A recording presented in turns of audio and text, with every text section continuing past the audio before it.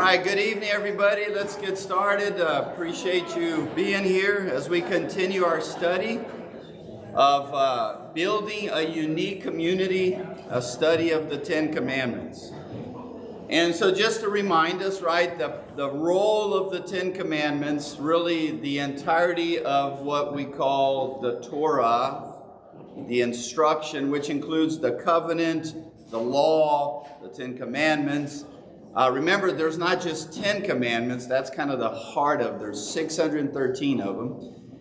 All that was to mold a people into a community that reflected the exclusive presence of Yahweh, Lord God.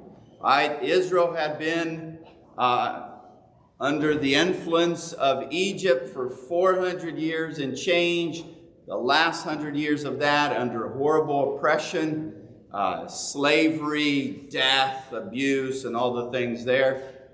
And finally, when God, through Moses, frees the people, now we have this task of molding this people group into this community of faith, and not just molding them, but also not just geographically removing them from Egypt, but now removing Egypt from them, right? That worldview from them. You would think that's an easy task, but you can read for the next 1,500 years worth of history.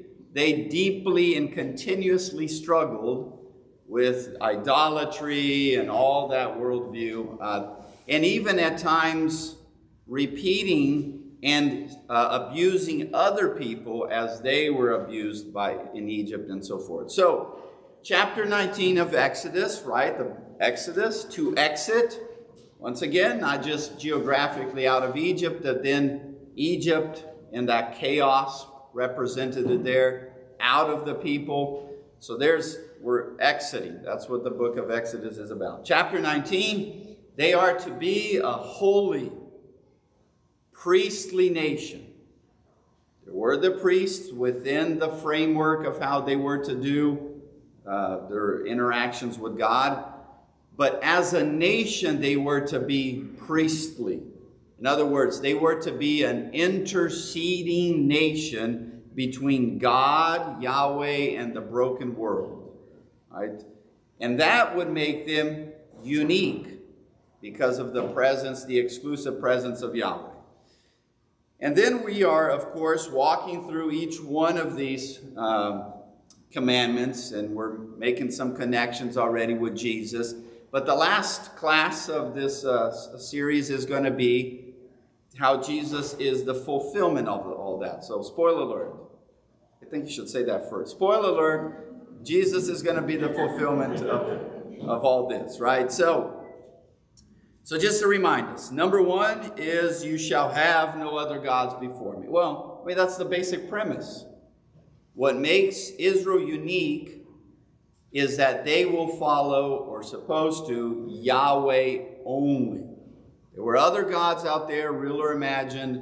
Other people groups had their gods. It was a world of gods, but they were to be Yahweh's people. And so number one, no other gods. Number two, shall make no images, right? And we talked about that, how the reason there is that God already has images of himself. That's us, humanity.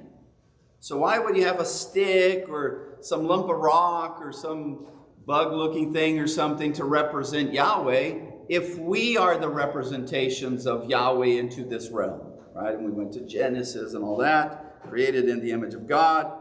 Number three, which is then verse 7 of Exodus 20, you shall not misuse the name of the Lord in vain. And the point there isn't, as we articulated, it's not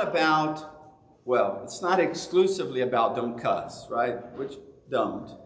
But that's really not what it's about. It's about how we bear the name of God. And so to misuse that is really about mistreating each other and mistreating ourselves. That is misusing God's name that is attached to us because we are his representatives. and we are his people, right? Israel was to be his people. So that's there. Okay, so today we are in chapter 8, or number 4 of the Ten Commandments, the Sabbath. The Sabbath. I know this isn't theologically sound, or that probably worries elders when you start with that sentence, right? This is probably not right, but every time I think of the Sabbath, I think of the band Black Sabbath. I'm sorry. That's before I met Jesus, my rough day. So, but that was not necessary. We'll be editing that out. So the Sabbath. You do know there's 2 places in the Bible that have the 10 Commandments listed, right? Exodus 20 and... yes, Deuteronomy 5. Thank you, Deuteronomy 5. And so today we're going to compare the 2 descriptions of the Sabbath, but let's start here. Verse 8. Remember the Sabbath day by keeping it unique, holy, set apart. 6 days you shall labor and do all your work, but the 7th day is a Sabbath to the Lord your God. On it you shall not do any work, neither you, nor your son or daughter, nor your male or female servant, nor your animals, nor any foreigners residing in your towns. For in 6 days the Lord made the heavens and the earth and the sea and all that is in them, but he rested on the 7th day. Therefore the Lord blessed the 7th day and made it holy. Of the 10 Commandments, that's probably, I think, the longest explanation, right? And then we'll get down there to thou shalt not murder. I mean, but we'll expand that. So the Sabbath, what's the deal with the Sabbath? Well, I think one of the common thought process or application there is the idea of rest, right? And how God wants us to be a people that are restful. And even today, we're kind of go, go, go. And so we should be mindful of having kind of a Sabbath mentality where we find time and opportunity to rest and refocus. One other explanation I've heard is how,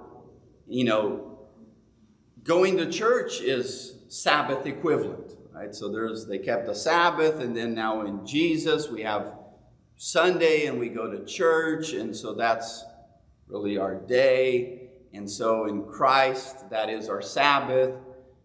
That's hardly okay. But there's more. There's more. All what's happening here isn't just a list of rules. It's not just. It's not even. Some have talked about. There's been debates of like we should put that on our school or the Capitol or whatever because that's a list of a list of morals and so forth, which is also not completely accurate. This isn't just a list of morality. What this is representing, once again, has cosmic, the Bible is this harmonious storyline, and there's all these links that sadly we don't make or often make because we're not super in tune with the totality of the Bible, especially the quote-unquote Old Testament, which by name, that's old. Like, who wants to read that? And so we disconnect and then we make some applications, not wrong applications, but I think limited applications. Well, this is profound. So once again, let's start in the beginning, shall we? Genesis chapter 1. God is creating the heavens and the earth there, and he's creating his very presence is one that pushes chaos out and begins a process of molding reality, this reality, to reflect the heavenly reality. And if you read through the storyline, when you get to Revelation, the symbolisms there are reenacting and basically describing the Garden of Eden. There's these imageries that are compare and contrast. So it's like we're kind of closing it out the way we started, because in heaven, Garden of Eden was a reflection of God's presence in the cosmic heavens. And so then we're going to be back to that imagery, and there's the tree of life, and then the presence of God, and and we're in harmony with self, and then there's that imagery of like the child will play with the cobra, that the lamb will be by the lion. So there's this harmony of creation, which is all in Genesis. It's all in Genesis. And as God starts to landscape chaos into a garden, for 6 days or for 6 times in a row, at the end of each day, it says it was evening and morning the first day. And then events of day 2, and there was evening and morning the second day. And there was evening and morning. 6 days he does that, there in Genesis 1. 6 days. Then, let's go there, Genesis chapter 1. We get to beginning of the end of chapter 1, verse 31. So God saw all that he had made was good, actually very good, and there was evening and there was morning the 6th day. So once again, for 6 times, that phrase is just repeated verbatim. Then thus the heavens and the earth were completed in all their vast array. By the 7th day God had finished the work he had been doing. So on the 7th day he rested from all his work. Then God blessed the 7th day and made it holy, because on it he rested from all the work of creating that he had done. Then you get to verse 4, which kind of seems random. It's like, let's start again. This is the account of the heavens and the earth. Yeah. It cannot be accidental that the writer repeats 6 times this kind of time counting, evening and morning, day 1, evening and morning, day 1, evening and morning. And then on the Sabbath, on the 7th day, you start into the 7th day, and he just talks about rest, and it's like, doesn't end. Doesn't end. Hold that thought. Right? It doesn't end. Then we get to Genesis 3, of course, and then things get ugly. Right? Get ugly. If you read the totality there of Genesis 1 and 2, Genesis 1, it says that we're created to rule. So however God rules in the heavens, the cosmic realm, we are to reflect that rule upon this realm. This physical reality, we are to rule that way. Then in Genesis 2, it starts with the kind of imagery of landscaping. We are created to be landscapers. I mowed today. I felt like I was fulfilling my cosmic purpose. I was riding this old, who knows how long, hand-me-down riding lawnmower. It's not a smooth ride. And there's this thing that we often have here, a gentle breeze and dust. And I'm like, thank you, God, for the opportunity to landscape. Yeah, okay, so but what is the landscaping? So God creates the Garden of Eden. Don't think the Garden of Eden to be the entire earth. Think of the Garden of Eden to be one point on earth where this physical reality lines up with the spiritual cosmic reality. Right there. That God landscaped. And then we are to go and landscape likewise. Go where? I think the rest. We're to be agents of landscaping in chaos into betterment. Right? Chaos into betterment. So we're there being created, matured into those abilities. Think of like children. Adam and Eve were like children. I don't mean like age-wise, but in need of maturing. And so God was maturing them, and then they were to go out, and eventually in humanity was to then landscape. Well, we've been landscaping all right. Genesis 3 forward. How's that been going? If you were to summarize humanity's existence, I know that's broad, but pick any time, in any point in time in history, just whatever. Some of you remember the 60s, Barry, 60s? I picture Barry, long hair, mustache, maybe 70s. I'm kind of stuck in the 80s because just great music. We can, 80s. So pick whatever point in time you want in history, even beyond your own existence. How have we been doing? Would you consider our existence restful? Shall we discuss the last, say, 12 to 14 months? Has that been nothing but rest? I would think life now, we've been forced to rest, but our existence is just brutal. It's demanding. Read Ecclesiastes one day, read Ecclesiastes when you're under the illusion life is fluffy and wonderful. And you'll be be prepared, right? You might need a hug soon after. Life is just brutal, laborious, work intensive. Ecclesiastes will say, even at night, there is no rest because your mind's there's just hard. Some moments more than others, right? So in Genesis, when we get to the day 7th, the 7th day, the writer does not say, evening and morning and the 7th day ended, because what we were to live out was an existence of God's presence, us reflecting his ruling and landscaping ability, bringing the world into a delightful existence of rest. Doesn't mean you sit under the tree and do nothing, but of purposeful living. Does that make sense? Where at the end of that, you feel this restful harmony, purpose, and peace.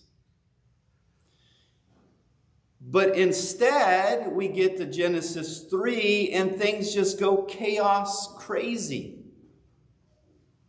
The next story is one brother murdering the other.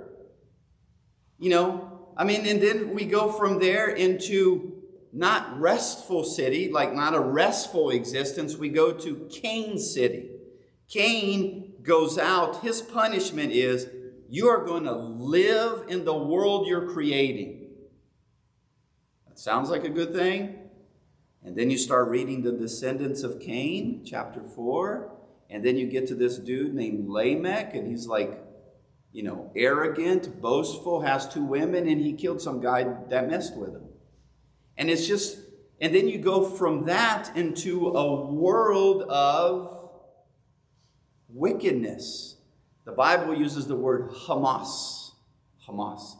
Not hummus, that's a delightful, spread, but Hamas, which means it means pain and misery and death and wickedness. And so God has to wipe it out and try again. So does that seem harmonious, peaceful? Let's just hold hands and hang out? No, it's just brutal. And it just goes from there. It doesn't get better. You're Noah and then his family. The next story is, and now we have the Tower of Babel, where we're trying to make ourselves God. Right? We're trying to reach the heavens, where humanity will put itself in the world of the gods. So we're back to mess. And then if you read the majority of the story of Israel, it is a brutal existence of conflict, of pain, of suffering. 3 kings. It lasts 3 kings as the United Nations, United Tribes of Israel. Saul, David, Solomon, kingdom split. And as it splits, they go like insanely overboard into idolatry. Both do. And then from there you have about 700-800 years worth of nothing but conflict of kingdoms, where Israel is ruled over by the majority of that time. The Assyrians, the Babylonians, the temples destroyed. Then you get the Medo-Persians, the Greeks. About 100 years of freedom because the Greeks are busy fighting other fronts.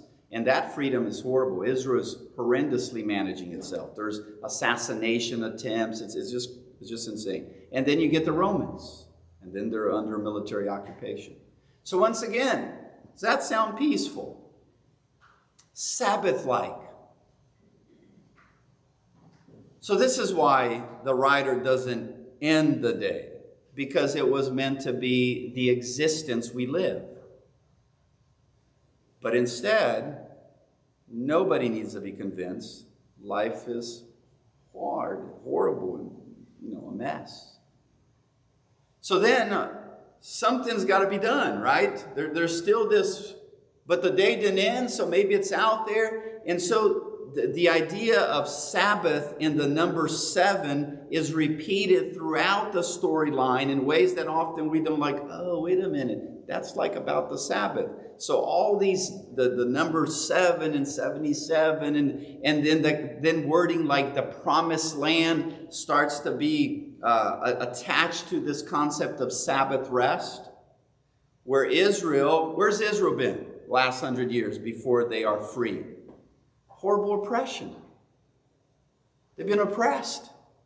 And now they're freed, and you're like, yay, where are we headed? The promised land. In other words, Sabbath existence. Hold that thought. We're going to get to Hebrews, and that doesn't go well either. Okay, so back to Exodus. So in Hebrew, keep the Sabbath holy is about like this long a sentence, right? You add 1,500 years between Moses to Jesus, 1,500 years of history, 1,500 years of like commentary upon this is how we live this. And then some of those times were very difficult because there wasn't the temple. So Jews are spread throughout a pagan world asking themselves, how do we live a Jerusalem faith in a Babylon world? So then there's commentaries, there's priests, and there's, just your thoughtful kind of elders, and they're thinking through it and commenting and stuff. By the time Jesus comes around, keep the Sabbath holy has become volumes this thick explaining what that means. And most of the accusations the religious leaders will have against Jesus is on breaking that. Not the original concept, but the commentary. Right? So even that, the keeping of that becomes painful, stressful, anxiety-filled. And they started to my mother-in-law invites us to go over and eat, the meal on the Sabbath, Friday night, which is, it can start in the evening and then finish the evening the next day. So, is that work? Can I walk? It's like 5 blocks. There was debates. So then they settled on certain distance. But then she wants me to bring a chair. Mother-in-law's, right? So she wants me to... Is that work? So then there was debates about that. Once again, does that sound restful? Peaceful? Then they started using that measurement to decide who is doing right in God's eyes and who isn't. Right? So like they're criticizing Jesus because he's healing on the Sabbath. Well, that's kind of work, isn't it? You're like healing and that. So then they start judging each other. So once again, even that concept of rest morphed into something quite stressful, quite stressful. So Exodus. What are we to remember on the Sabbath here? He says, remember the Sabbath, right? So it's not just keeping something, it's remembering something. That's why we're keeping it. So the Sabbath was to be different than your day-to-day throughout the week. 6 days you work. Now, I don't know if you have warm, fuzzy feelings when you hear the word work. I think most people don't. Go to Ecclesiastes chapter 2 and he says, when I considered the work I did under the sun, I hated my life. How's he feeling about work? Grandpa says, it builds character, sonny. Well, it's building something, right? Work is hard. And I don't think he just literally means your job. He means the grind of life. So for 6 days, go ye and do life. All the pains and suffering and the challenges and the brutality of that and the sweat. But one day you're supposed to pause on that. And you're to remember that God had created a world that was not to look like your 6 days. You're to remember that God had actually created a Sabbath existence in a garden of delight that had the presence of God, and we reflected his image, and we had a purposeful existence of landscaping chaos into beauty.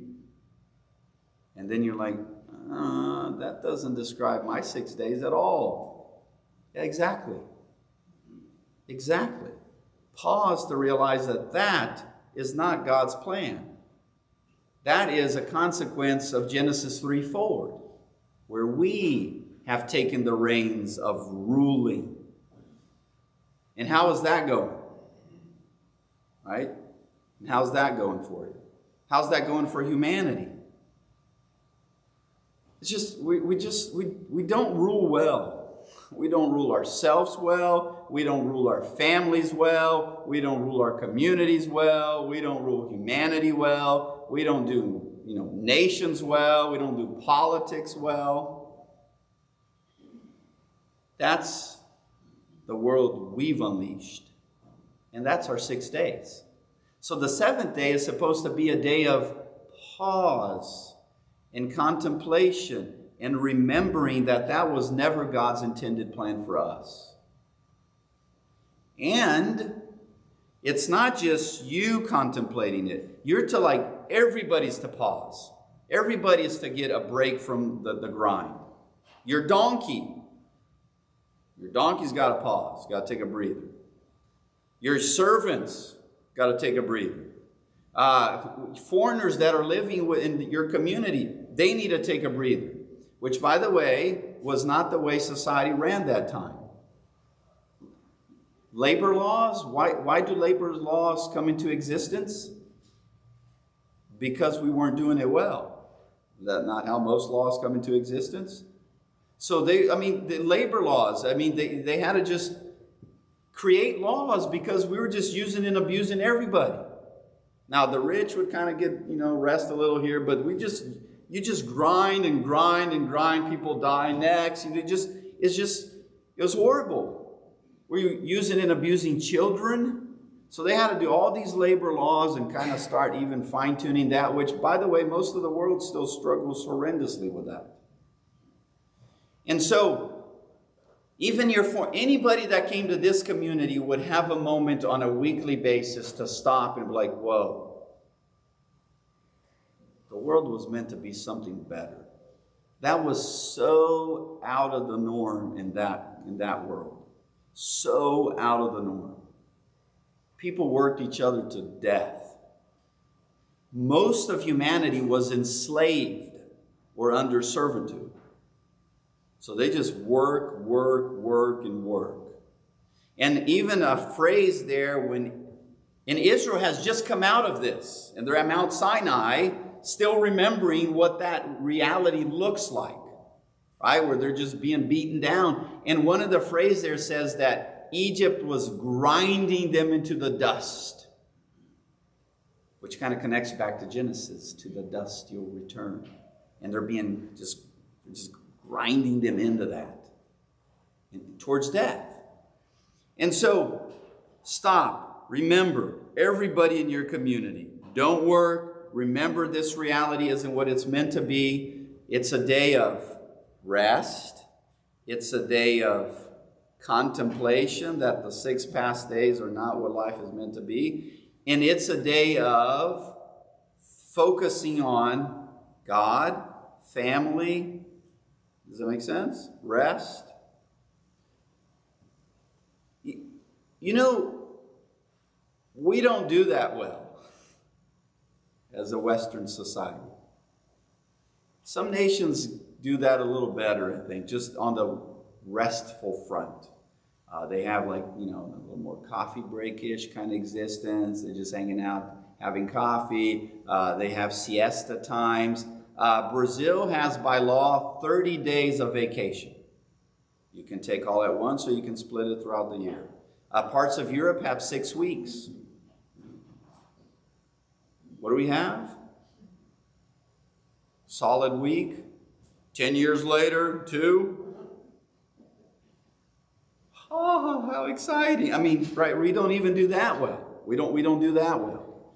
So that's one layer of it. That's just one layer, the restful part of it. Let's go now to Deuteronomy's account. We're going to see a few differences in the description of the Sabbath.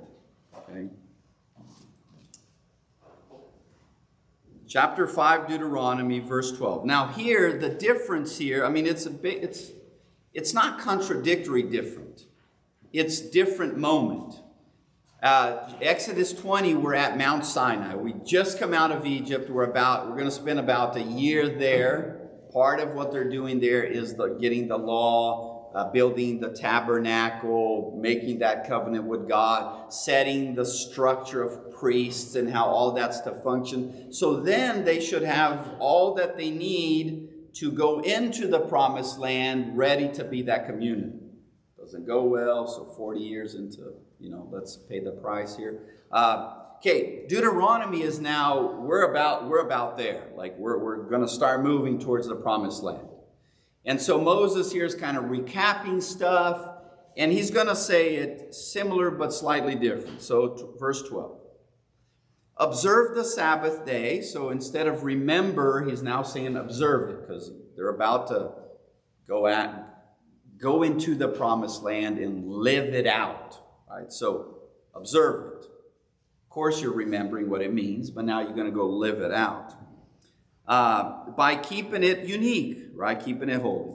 And the Lord your God, the Lord your God has commanded. 6 days you shall labor and do all your work, but the 7th day is the Sabbath to the Lord your God.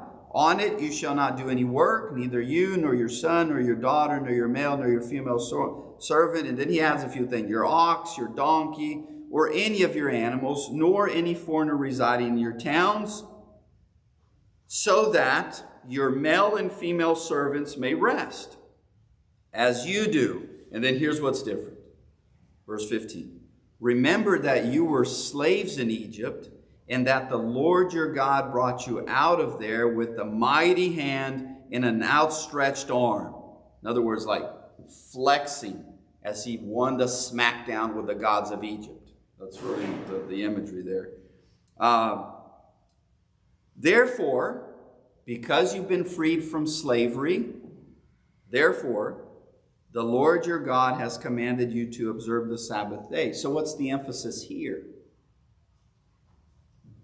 You're to be restful, but you're also to give rest to all those, the animals that you're using, the servant. Everybody's to rest, because you're to remember that before that existence of rest, you were living in the mess of humanity. You were being enslaved by the powers. So their existence in Egypt, especially that last 100 years, was to symbolize to them, this is what happens when people rule without the presence of God. Because they were ruling by the presence of their gods.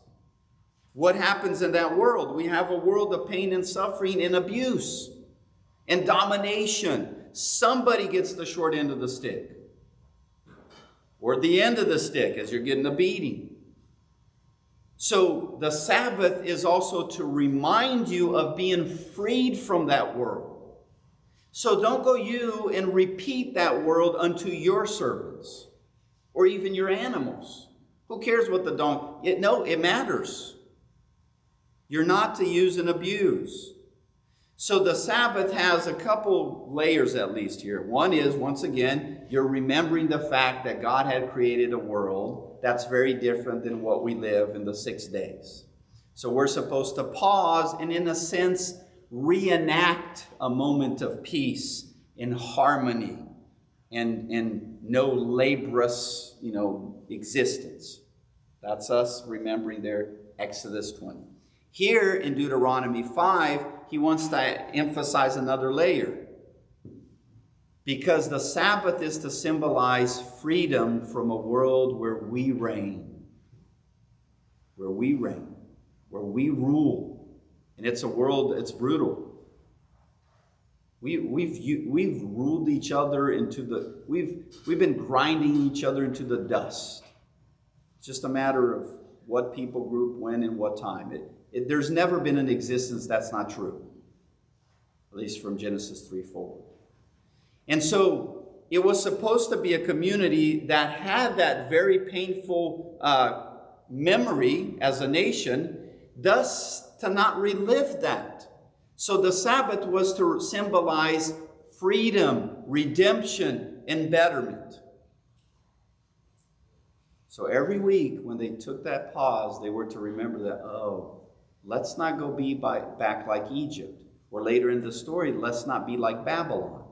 But then by the time Jesus comes in Matthew 24, when he's describing the end of Jerusalem, the destruction of Jerusalem, he quotes Isaiah, and he quotes Isaiah 13, where there Isaiah is describing Babylon and the punishment that's coming. So Jesus says Israel has become like Babylon.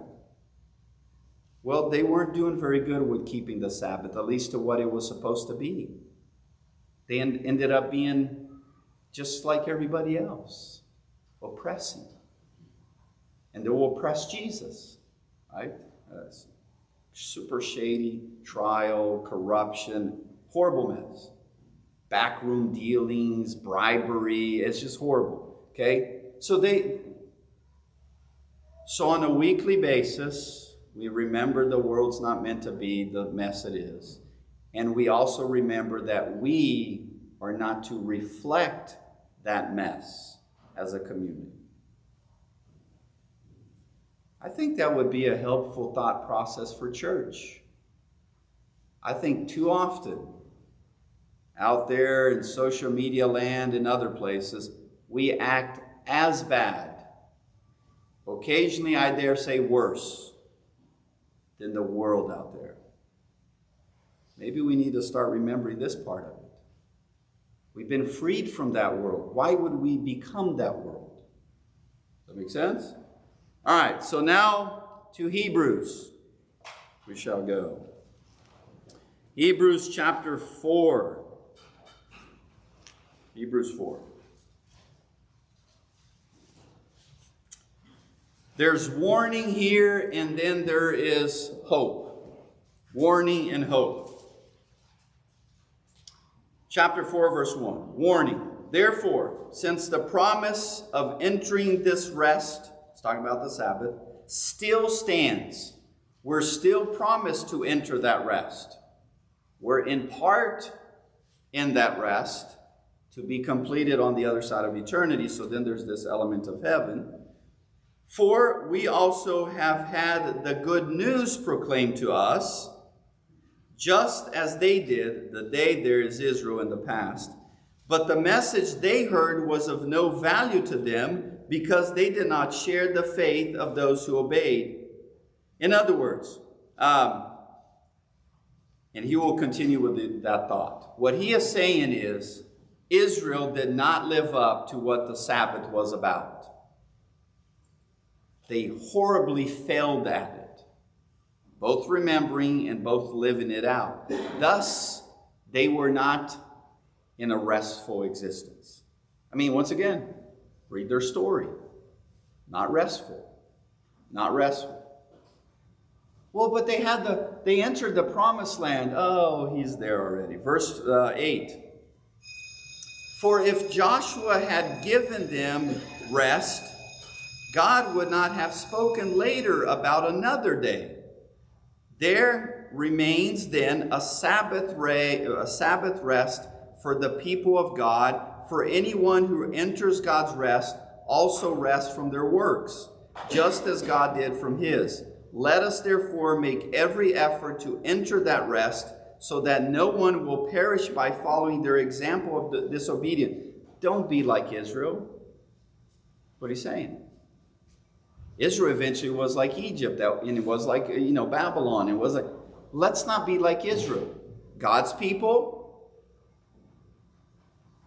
freed from the oppression, were given the commandments, were given a weekly reminder.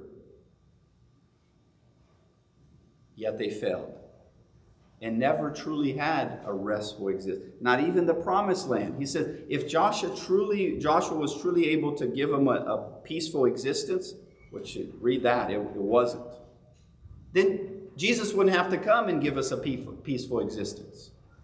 So now that we are in that process of peace, and that process of being rescued, and that process of being molded into a people that reflects the exclusive presence of God in Jesus, don't lose that rest. So we are to, and I don't mean you need to keep the Sabbath Saturday and go take a day of rest, which might be okay too, but we need to remember what that means, so that we won't be a people that loses our rest. And I think he means loses our eternal rest. See the seriousness of it? So are we still under keep the Sabbath holy? The essence of it, yes, we are. Does that mean you got to take the Saturday off? I don't think that's what that means. But yes, we are to remember the Sabbath and all that it means and what we've already covered. Otherwise, we run the risk of losing it, including a lost eternity. So it's still relevant. And of course, Jesus is where we can find true fulfillment of that. All right, next time we will honor your father and mother. So go ye and have a restful rest of your week.